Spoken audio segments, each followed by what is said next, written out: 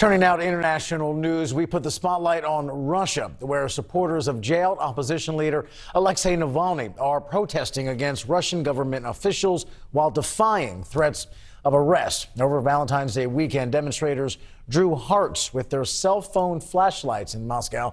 They gathered to show solidarity across the country by lighting candles during rallies. No arrests have been reported.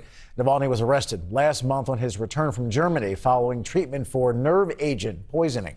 He was charged with violating parole and then sentenced to nearly 3 years behind bars.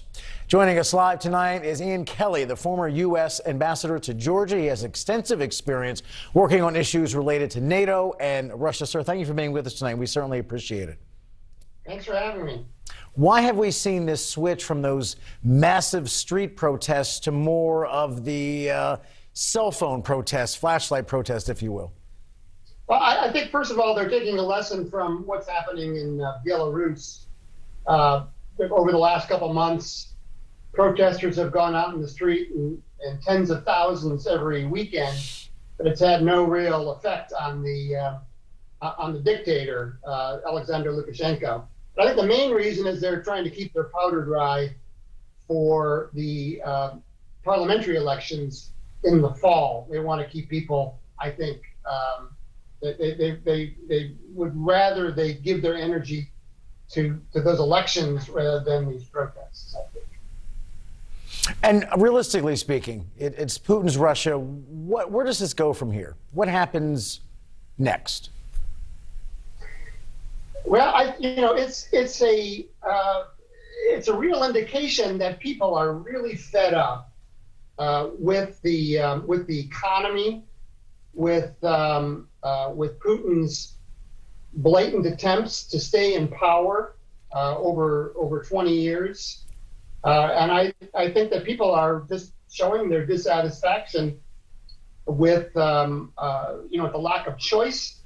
Lack of political choice that Russians have had, and a really stagnant economy, which they blame Putin for. And on top of that, the real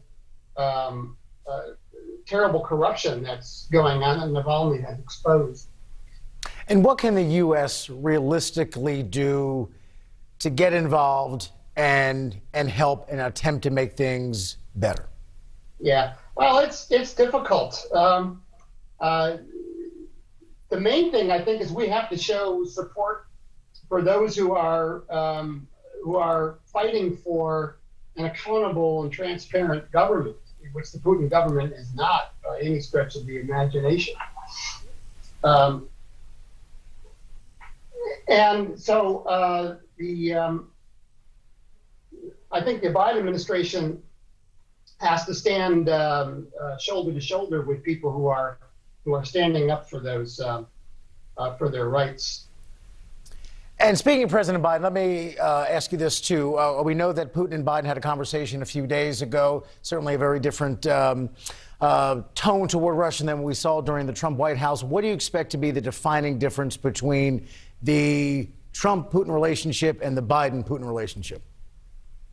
Well, I think the main difference is going to be, I don't think Joe Biden is going to hesitate to criticize Putin when Putin does things that are against our interests, that violate the human rights of his people. I don't think you're going to have that kind of cozy relationship that Donald Trump had with Vladimir Putin.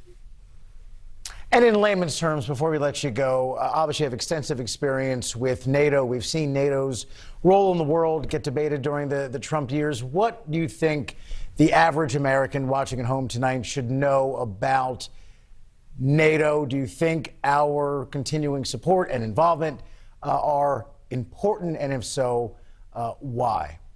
In layman's terms. Well, I mean, we are a lot stronger and we are a lot safer when we act in concert with our NATO allies.